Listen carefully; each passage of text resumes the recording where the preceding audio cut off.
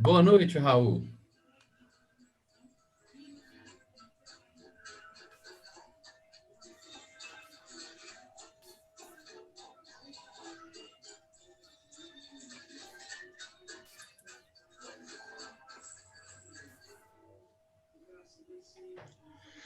Boa noite, companheiros, boa noite, companheiras. É um prazer recebê-los na bancada do livro. Nós ainda estamos engatinhando aqui este coletivo. Nós formamos há pouco, quase um ano. Na verdade, nós temos 11 meses. Estaremos comemorando o aniversário de um ano no próximo mês. E a intenção nossa era reunir os companheiros, principalmente da educação, para discutir as questões, não só as questões educacionais, como as questões políticas também. E nós fazemos um revezamento, cada semana é uma pessoa que é encarregada, e hoje o representante da bancada do livro, que vai mediar esse bate-papo com os convidados, será o professor Heraldo, que fez esse bonito vídeo para nós. Um abraço e uma boa reunião para todos nós. Heraldo. Boa noite a todos e a todas. É um prazer estar fazendo esse processo de mediação aqui. E também é um prazer porque falar de Paulo Freire é falar de um cérebro bem organizado. E essa organização, né, essa organização cerebral do Paulo Freire, ela está expressa nas suas obras e na sua vida. E é destas obras e dessa vida do Paulo Freire que vem os estudos do professor Daniel Chacon, que estamos aqui, pessoal da bancada do livro, convidando para falar para a gente sobre o trabalho do Daniel Chacon sobre a vida do Paulo Freire. E esse vídeo colocado aí é só para a gente experimentar duas possibilidades. Nesse primeiro momento, nós colocamos o vídeo aí sem um fundo musical. E no final da nossa live, nós vamos reproduzir novamente esse filmezinho com uma trilha sonora bem alegre. E para a gente começar a alegrar a nossa live, nós vamos convidar aí o professor e também o outro nosso convidado, o Reginaldo, para apresentar as suas explanações. Obrigado. Boa live a todos e a todas.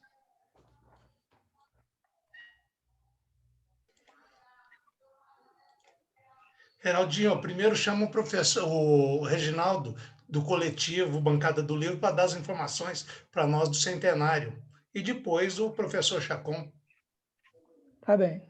Convidado aí o professor Reginaldo para passar os informes recentes aí para nós.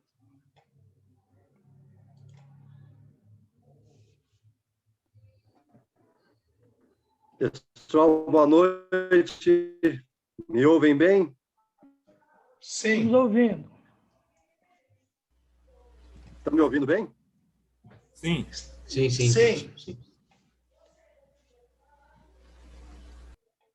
Beleza. Eu até ia pedir mesmo, Heraldo.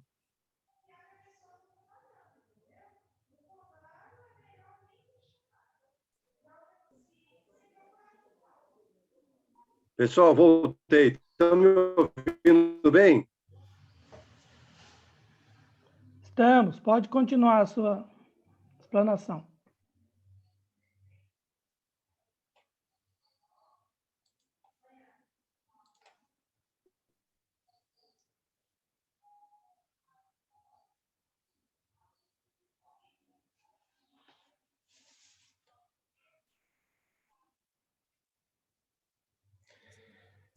Reginaldo, você sumiu, Reginaldo? Foi hoje. Eu acho que o sinal dele não está completando, está falhando. Olá, estão me ouvindo? Agora sim.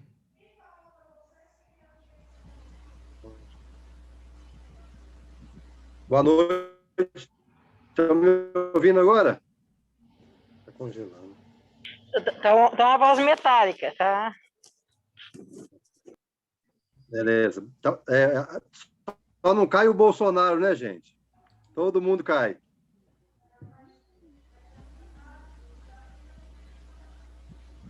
Bom, pessoal, boa noite, né? Me chamo Reginaldo, falo aqui de BH, faço parte do mandato da deputada Beatriz Cerqueira, também faço parte do coletivo Paulo Freire de BH. Eu ia até pedir o professor Heraldo aí para poder explanar um pouco essa relação do coletivo aqui de BH, porque aí depois o Daniel Chacon faz aí a sua participação com um tempo maior. Na verdade, é falar um pouco. Aqui em Belo Horizonte, nós construímos a Semana Paulo Freire há 24 anos, onde vários parceiros, várias entidades, elas se colocam à disposição para levar esse debate nas escolas, nas universidades.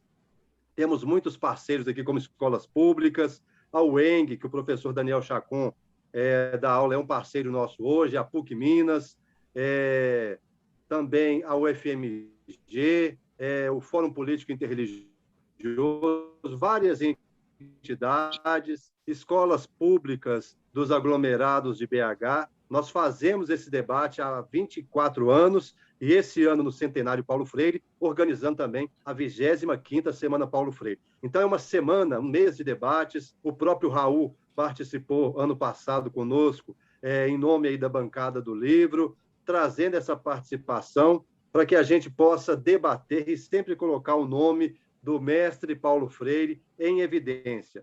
Estamos também construindo aqui em BH o Centenário Paulo Freire, uma organização estadual. O Daniel pode abordar um pouco mais também, como grande conhecedor, está nos ajudando muito nessa construção estadual. A bancada do livro também está presente, várias outras entidades aí do Triângulo, Alto Paranaíba também estão presentes, Sindiúte, MST, várias organizações nos ajudando a construir este Centenário Paulo Freire e também a 25ª Semana Paulo Freire. Então, é um pouco isso, dizer aí aos participantes que se alguém no seu município, na sua escola, se tem alguma atividade que vai estar abordando o centenário, que vai estar falando de Paulo Freire, possa entrar em contato com o Raul, comigo, para que a gente possa fazer aí essa construção estadual, nacional e até internacional. Várias entidades aí também já fizeram contato conosco para fazer aí essa construção desse Centenário Paulo Freire, para que a gente possa fazer aí atividades pelo Estado, Brasil afora, mundo afora, resgatando todo o legado de Paulo Freire, que realmente a gente possa fazer um grande evento nesse Centenário Paulo Freire. Então, é um pouco isso, era só para falar um pouco aí dessa construção coletiva do Centenário de Paulo Freire em Minas Gerais, que todos e todas estão convidados a se juntarem nessa construção para que a gente possa dar uma visibilidade geral nesse Centenário de Paulo Freire. Um grande abraço, Raul, Heraldo, aos demais companheiros e companheiras aí do Triângulo, da bancada do livro, que possamos continuar nessa luta em defesa da educação.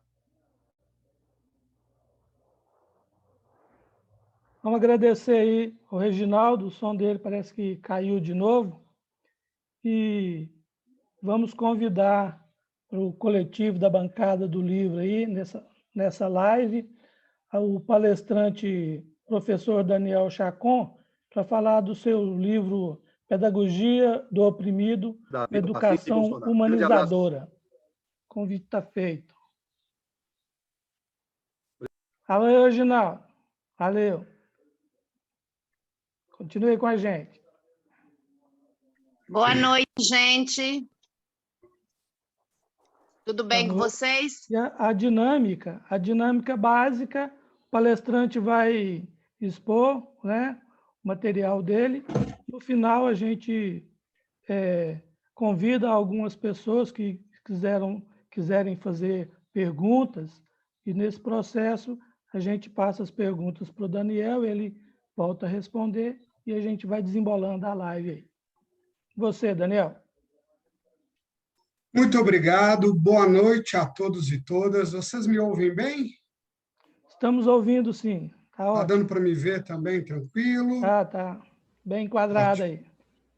Gente, primeiramente eu gostaria muito de agradecer ao Raul pelo convite, ao Heraldo pela essa mediação, ao Reginaldo, que, né, nesse período de pandemia, uma das boas coisas que tem acontecido assim, para mim foi ter estreitado os laços de luta aí com o Reginaldo, companheiraço. Cada dia que passa ganha mais o meu respeito e minha admiração pela luta, pelo empenho, pela dedicação, num momento tão difícil da história do país. A Eliane, esposa dele, que é a pessoa que faz parte de um grupo de pesquisa e de extensão que a gente investiga bastante o pensamento do Paulo Freire. Então, contar com essas pessoas tem sido, de fato, um grande privilégio. Agradecer essa oportunidade, pessoal, de conversar aqui um pouco com vocês. Nós estamos vivendo um momento tão difícil, né, de distanciamento social, é algo que não tem sido, já se completou agora um ano, né, de uma situação difícil. E eu gostaria de propor o seguinte, eu vou me furtar das formalidades, sabe, acadêmicas. Eu gostaria de conduzir de maneira mais informal, imaginando como se a gente tivesse um grupo de companheiros, de amigos, conversando sobre o pensamento do Freire. Então, é um privilégio estar aqui no meio de tantos colegas, tantas pessoas que têm aí na sua região, aí no Triângulo Mineiro, lutado em prol da dignidade humana, em prol da Constituição, então, de uma política mais humanizada, uma educação mais humanizadora. Então, é sobre isso que nós vamos falar aqui.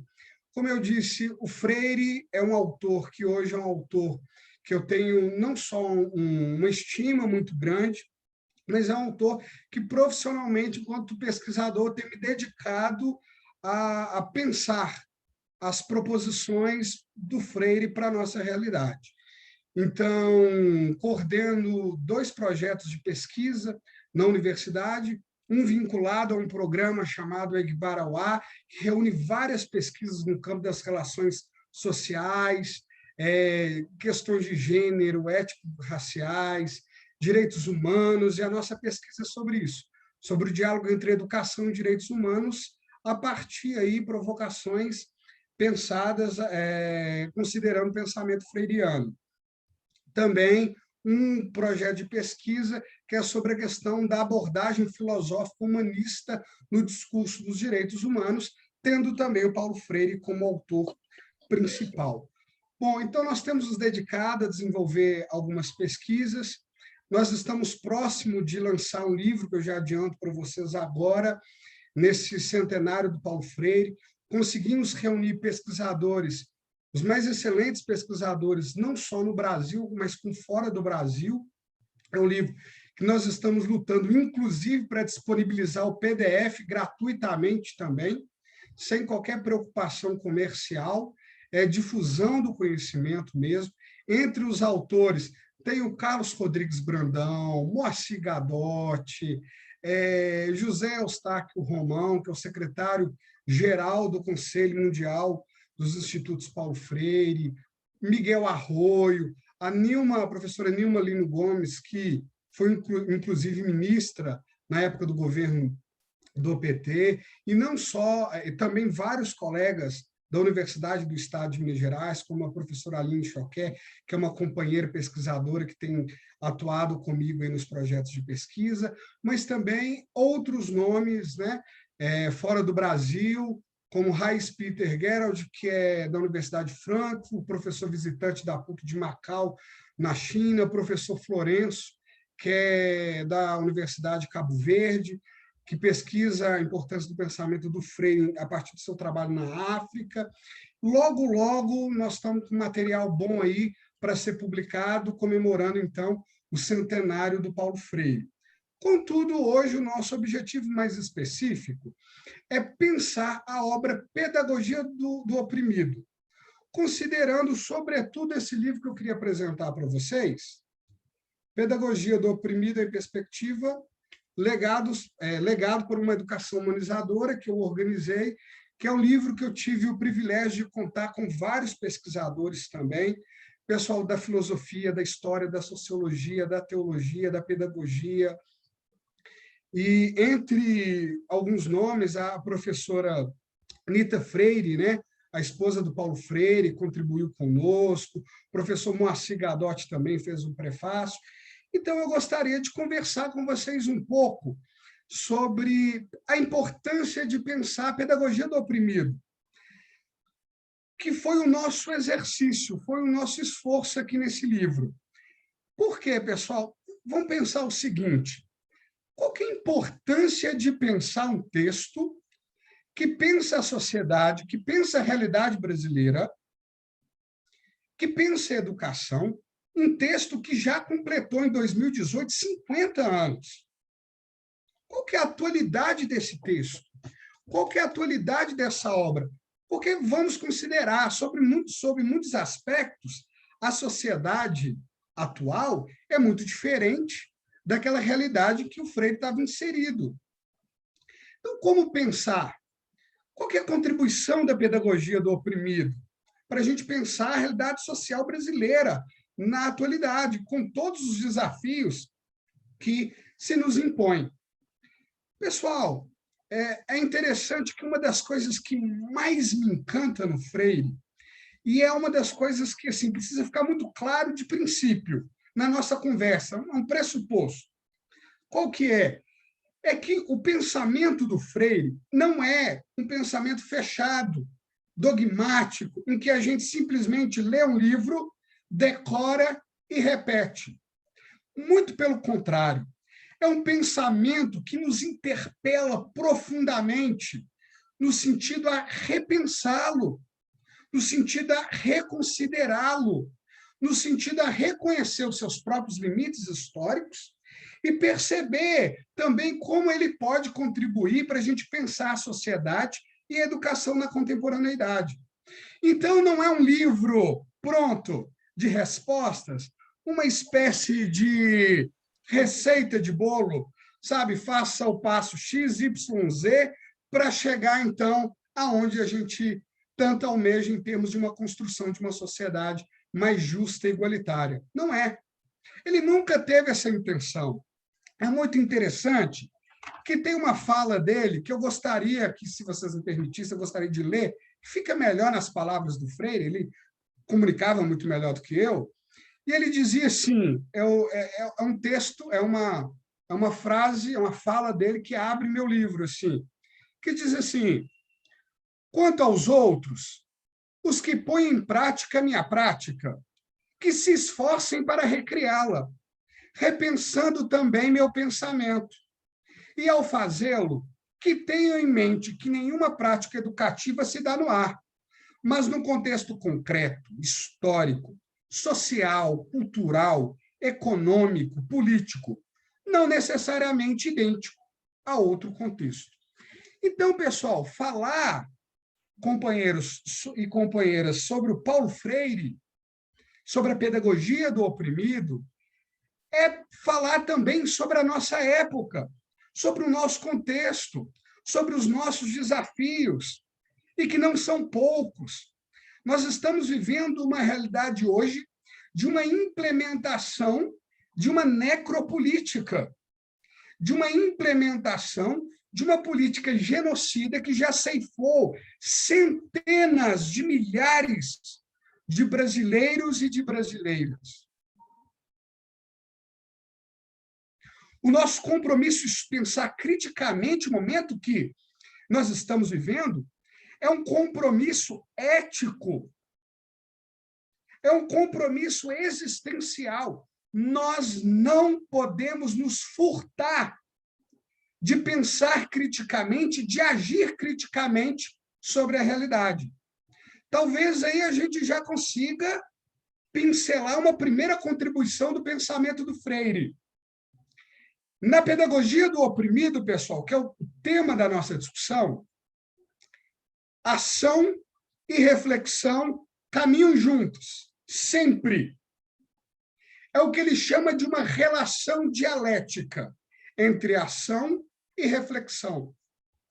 Só ação, pessoal, sem reflexão, sem pensar, sem estratégia, sem crítica social, filosófica, histórica, educacional, é puro ativismo, e um ativismo inoperante. E um ativismo que pode e que não nos levará muito longe. É um ativismo cego. Por outro lado, só pensar a realidade sem lutar para transformá-la é um verbalismo vazio. Essa é a expressão que o Freire usa.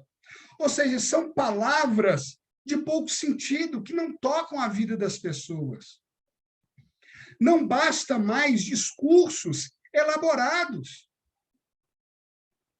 Não basta apenas reflexões teóricas rebuscadas, mas é necessário que possamos assumir uma postura dialética. Isso para ele é praxis.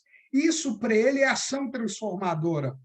Uma ação sobre a realidade que seja uma ação sempre pensada, refletida, discutida, em que os fundamentos filosóficos, históricos, sociais, pedagógicos sejam postados, que a gente discuta, mas, ao mesmo tempo, que a nossa discussão não nos coloque numa posição de uma espécie de torre de marfim, como intelectuais que olham para a realidade do povo de cima para baixo. Não é isso. A proposta de uma pedagogia do oprimido é uma proposta de pensar a realidade a partir da própria realidade, andando com o povo, se relacionando com as pessoas, lutando a luta do oprimido e da oprimida, lutando, experimentando na carne o desafio do trabalhador, da trabalhadora. O que nós temos, então, nesse sentido, quando nós falamos de pedagogia do oprimido, de imediato nós pensamos naquela célebre obra, escrita em 1968, no Chile, quando Freire estava exilado, saiu daqui do Brasil por conta da ditadura militar, por ter sido considerado um pensador subversivo, porque propunha uma educação e um processo de alfabetização que não apenas ensinava a ler os signos linguísticos, a interpretá-los, mas que problematizava politicamente a vida de, como ele chamava, os esfarrapados e esfarrapadas do mundo,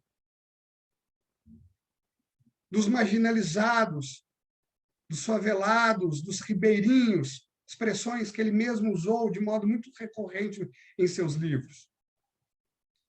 Quando nós falamos de pedagogia do oprimido, é importante a gente entender que a pedagogia do oprimido proposta por Freire é maior do que um livro. Ela se desdobra em todas as suas publicações. Todas as suas obras, nesse sentido, dão continuidade a uma perspectiva, a uma pedagogia do oprimido. E eu digo mais, a pedagogia do oprimido, e essa é uma das grandes riquezas do pensamento e do legado de Freire, ela não se esgota no Freire. Freire não está mais conosco, mas a necessidade de luta, de reflexão e de ação, de constituição da pedagogia do oprimido, ainda se faz presente. Enfrentamos hoje desafios que o Freire não enfrentou. Requer de nós pensarmos o seu pensamento. E esse é o motivo de nós estarmos aqui hoje. Eu trago algumas provocações para, posteriormente, a gente conversar sobre a importância da gente atualizar o pensamento freiriano. É interessante que ele era tão consciente disso, além dessa referência que eu li para vocês agora, eu me recordo de uma entrevista dele, quando ele, depois dos seus 14, quase 15 anos de exílio, que percorreu o mundo, trabalhou na Suíça, no Conselho Mundial de Igrejas, que fez um excelente trabalho em países de língua portuguesa no continente africano, que passou pelo Chile, nas principais universidades europeias e norte-americanas. Quando ele retorna ao Brasil, um repórter pergunta para ele, fala, Freire, agora que, parafraseando, né? Agora que você viajou o mundo, está trazendo uma bagagem imensa de experiência, de conteúdo, de debate, de discussão, o que você traz para o Brasil? O que você pode agregar para o Brasil depois dessa sua vasta experiência?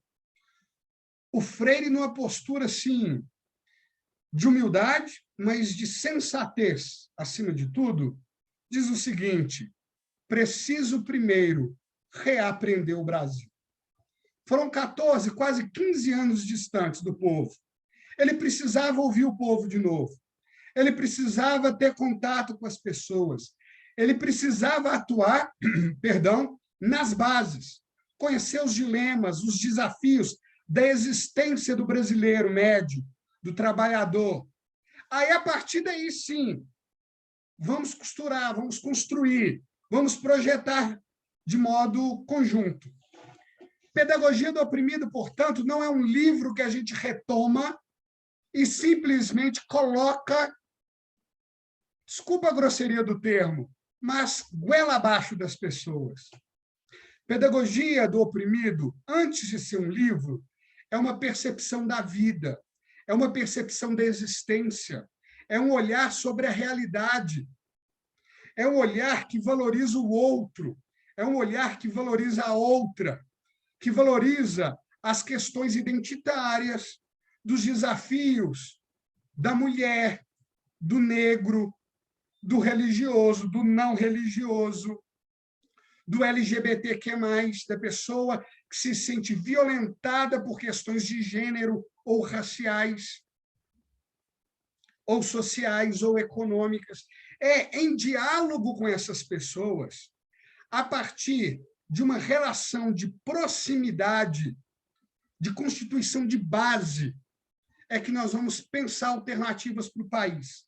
É que nós vamos pensar a educação, é que nós vamos pensar, então, a realidade social brasileira. Não colocando o educador, o pesquisador, o intelectual, num post-ídolo, alguém que tenha todas as respostas, porque ele não tinha, eu não tenho, e não há nenhum intelectual que tenha as respostas. Porque a luta histórica nossa se dá na existência, se dá no dia a dia, no contato com as pessoas, na lida. E a pedagogia do oprimido é uma pedagogia do oprimido, não é simplesmente porque ela fala do oprimido, porque ela pensa o sistema de opressão, mas porque ela surge da experiência da opressão. Pessoal, se a gente não considerar a vivência do trabalhador, os desafios da mulher, do negro, do indígena, não tem pedagogia do oprimido. A pedagogia do oprimido é, portanto, essa pedagogia que se faz de maneira dialógica. Olha aí, um outro conceito importante para a nossa discussão.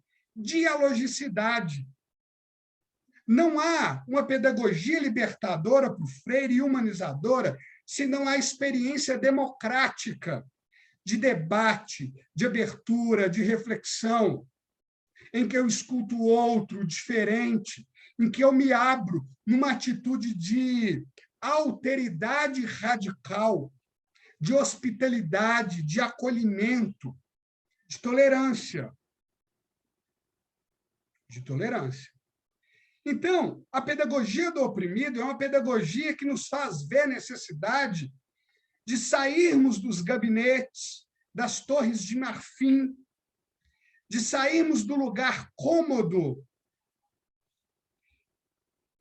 e nos relacionarmos diretamente, termos contato com as pessoas, conhecermos as demandas, enfrentarmos, então, e a partir dessa construção dialógica, nós pensarmos os desafios que agora se nos impõem. Então, nós temos vários desafios. Como que a pedagogia da freiriana, então, do oprimido, pode nos ajudar a pensar esses desafios? Ela é uma pedagogia, então, que nos desperta para a necessidade de relações humanizadoras. É uma pedagogia humanizante. Enquanto humanizadora, é uma pedagogia que, na sua estrutura, na sua leitura de mundo, não apenas como obra, mas como leitura de mundo, ela tem uma proposta da gente compreender o ser humano como um ser aberto, como um ser inconcluso. Como ele diz, inconcluso, consciente da sua inconclusão. Em outros termos, Freire pensa o ser humano como um ser de transcendência. O que significa isso? É interessante que, na modernidade, a gente já tínhamos um filósofo alemão de um nome um tanto quanto estranho, Feuerbach, pelo menos para a gente não é um nome muito bonitinho, né? Feuerbach já dizia que o ser humano é um ser carencial. Feuerbach já dizia que o ser humano é um ser desejante. Nós, o tempo todo, estamos desejando, estamos ansiando, temos alguma carência. O nosso, seja como desejo ou como racionalidade, nós sempre buscamos mais.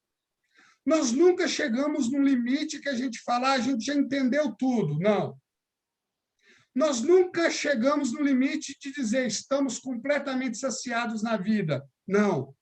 Sempre enquanto desejo, almejamos mais, e como razão também procuramos entender mais.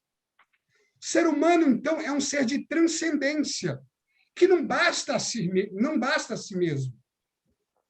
Então, quando nós falamos do ser humano, nós sempre lidamos com essa pitada de transcendência, de abertura, de inconclusão. O ser humano, portanto, na linguagem freiriana, é um completo vir a ser, um devir, é constante transformação. Não apenas o ser humano, mas o mundo transformado humanamente falando, porque o nosso mundo ele não é apenas uma relação, a gente não tem apenas uma relação natural com a realidade. Nós a transformamos, nós conferimos sentido à realidade. A realidade, então, por um lado, ela tem uma dimensão natural, objetiva, mas tem uma dimensão também subjetiva, de interpretação. Não que isso não seja natural, mas eu falo assim, que não cresce em árvore, nesse sentido, de que se, por um lado, a gente tem a dimensão da objetividade, da realidade, a gente tem, de um lado, a objetividade, a gente tem a subjetividade. O mundo humano, portanto, o mundo que habitamos é um mundo histórico, é construído historicamente. Não é apenas um mundo natural. Assim como nós não somos apenas seres naturais, somos seres também históricos. Deixa eu tentar dar um exemplo para explicar com mais clareza o que eu estou querendo dizer. Você que me ouve, que me vê, você é um ser natural. Você tem uma estrutura biológica. Contudo, você não é apenas um conjunto de genes. Você é um ser histórico. Além do pulmão, do coração, que você carrega no estômago, você carrega em si também, às vezes, marcas no seu corpo.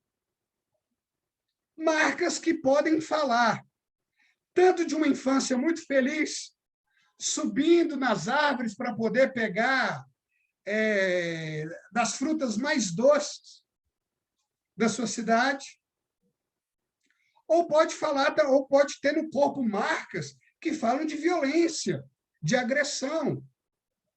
Sejam essas marcas da doçura da vida, da infância, das boas experiências e das brincadeiras que lembramos até hoje com muito saudosismo. Ou as marcas que nos causam dor, que nos remetem a uma infância sofrida, a um período difícil da vida. Ambas marcam as nossas vidas. E nós somos o que somos, não apenas por razões naturais. Você, pegando aqui os nomes que eu vejo, o Ayrton não é só o Ayrton biologicamente, só Maria Patrícia, só o Luiz de Lima, só a Aline biologicamente. Além da estrutura biológica, você é a sua constituição histórica, as experiências que você vivenciou, a criação que você teve, as relações que você constituiu. Então, se por um lado nós somos seres naturais, nós somos também seres históricos, de mudança, de transformação, seres inconclusos que vão se fazendo no mundo. A realidade para o Freire é de igual modo. O mundo não é só um mundo natural, constituído biologicamente, em que um professor, por exemplo, de química, de física, de biologia, poderia descrever com muita riqueza. Mas, além da riqueza, de toda a descrição do mundo da física, das ciências naturais, das ciências duras, o mundo também ele é marcado pela interpretação poética, pela música, pelas constituições históricas e sociais, pela intervenção do mundo, do homem sobre a realidade. Basta você olhar para a sua janela, através, né, da sua janela, você vai ver que o mundo não é apenas a constituição natural. Há uma intervenção do mundo, do ser humano no mundo. E, nesse sentido, as coisas são como são, não é por razões meramente naturais. Porque a opressão, porque a desigualdade, porque assim tinha que ser. Eu, nas minhas palestras, inclusive num capítulo de um livro que eu estou escrevendo, eu cito isso, um post de Twitter de um candidato a presidente da República da direita, em que, em 2017, um tweet público, ele diz assim, que o que ele almeja não é superar as desigualdades sociais, porque, felizmente, diz ele, nós somos diferentes por natureza. Peraí, como assim? Ele está dizendo, então, que as diferenças naturais, a cor da pele, que os traços, que a constituição física tem alguma relação com a opressão, com a desigualdade? Ou seja, quem é pobre nasceu para ser pobre, tem gene de pobre, tem DNA de pobre. E é um tipo de discurso muito comum da nossa época. E é um discurso que é muito próximo de uma corrente chamada darwinismo social, muito presente no século XIX, início do século XX, que é o fundamento teórico de todas as formas de fascismo que o século XX viu. que dizia que existia biologicamente raças superiores às outras. Pessoal, isso é uma falácia, isso é uma mentira. Primeiro que, até do ponto de vista da pesquisa científica, isso já foi provado o absurdo que é. Segundo, do ponto de vista filosófico, também é insustentável. O que eu estou querendo dizer com isso? As coisas estão como estão, não é por uma ordem natural. E a pedagogia do oprimido, ela é muito clara no chamar a atenção sobre isso. As coisas não são como são por pura objetividade, mas por causa de uma constituição histórica, opções históricas. Qual que é a importância dessa conclusão que parece assim, muito óbvia para a gente? Que, se as relações de opressão não são relações que na filosofia nós chamaríamos de relações metafísicas, ontológicas, mas são relações historicamente, socialmente imputadas, se nós somos seres de transformação, se o mundo ele não é apenas mas ele está sendo, isso nos abre para um horizonte de esperança.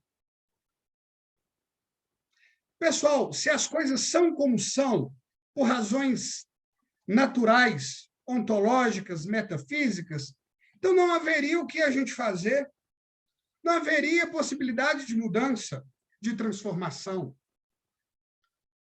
Só que, mais uma vez, depois, olhe para a janela da sua casa, você vai ver que o mundo é marcado não apenas por relações naturais, mas pela intervenção humana. O mundo, conforme o Freire, não apenas ele também está sendo.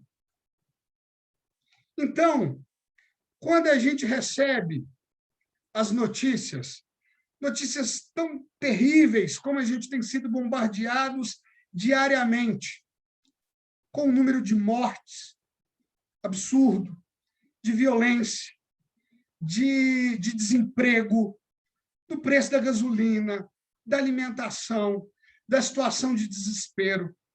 Lembrem-se que a realidade não ela está sendo.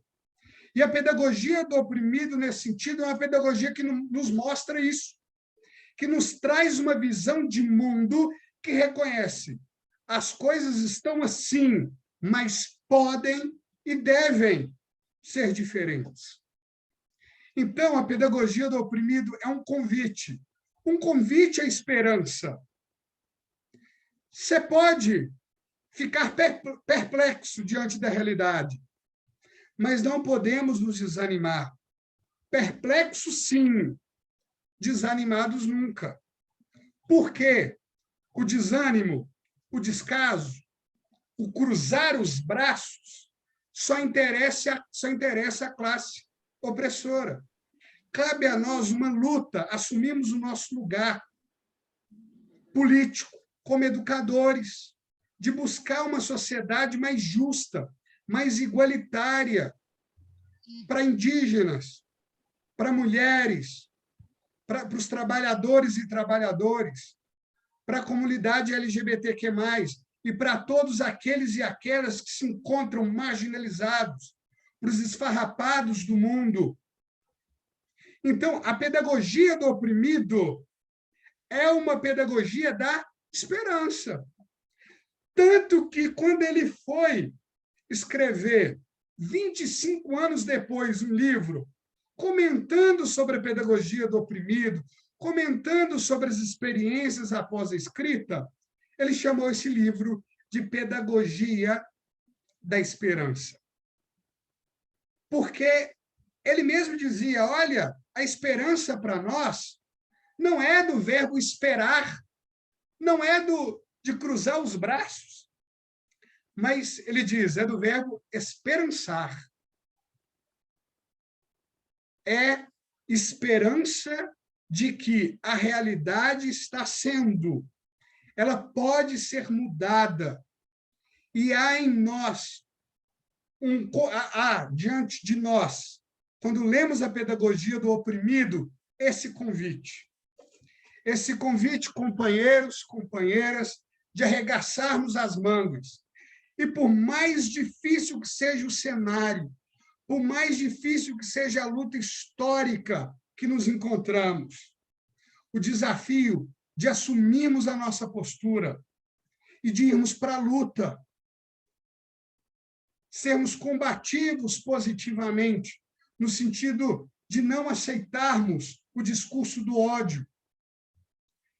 É uma luta, a pedagogia do oprimido nos convida a uma luta marcada por práticas de revolta, mas de revolta amorosa. É uma pedagogia da amorosidade.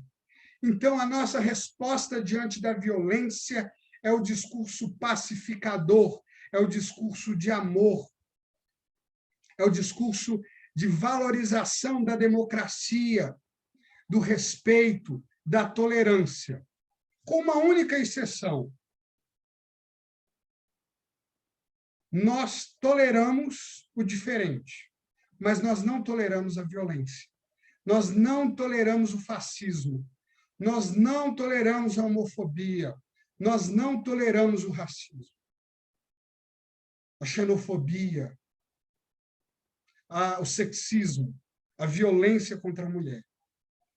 A pedagogia do oprimido, então, muito mais do que um manual em que a gente lê e agora a gente sabe o que vai fazer na vida política, na vida social ou na educação, é um profundo questionamento, é uma profunda interpelação ética, histórica, social,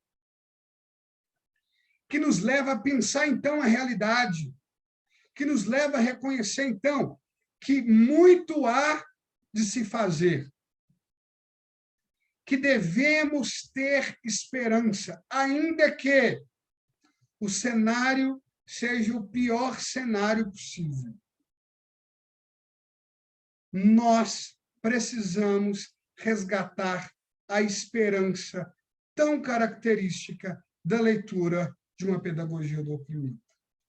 Esperança, pessoal, que, como eu disse, não é uma esperança que nos deixa acomodados, mas é uma esperança que nos leva, em práticas amorosas, a lutar, a não aceitar a desigualdade, a não aceitar, a não achar que é natural ver um velho, uma velha, debaixo de um viaduto passando necessidade, uma criança pedindo dinheiro no sinal. Então, a pedagogia do oprimido, muito mais do que um livro e um manual de fazer educativo, é essa leitura de mundo que nos inspira a assumir o nosso compromisso histórico e social. Espero que essa inspiração continue acompanhando vocês no trabalho que vocês realizam e que hão de realizar nas cidades de vocês, que hão de realizar nas escolas de vocês, que hão de realizar nos espaços sociais, culturais em que vocês estão inseridos. Que, a partir do legado freiriano, vocês encontrem inspiração para, diante do caos, conseguirem perseverar e não entregar os pontos. Porque nós não podemos desistir. Há uma necessidade, talvez mais do que nunca, de lutarmos, porque a nossa geração presencia hoje o maior genocídio da história brasileira, que, diante de um problema, de uma pandemia, as ineficientes políticas públicas contribuíram para a morte de centenas de milhares de pessoas. Então, que, diante disso, Freire e a pedagogia freiriana venha inspirar a nossa leitura de mundo para uma prática e uma vivência política, social e educativa, justa e humanizadora. Gente, muito obrigado. Passa a palavra aí para a gente poder, então, bater um papo aí.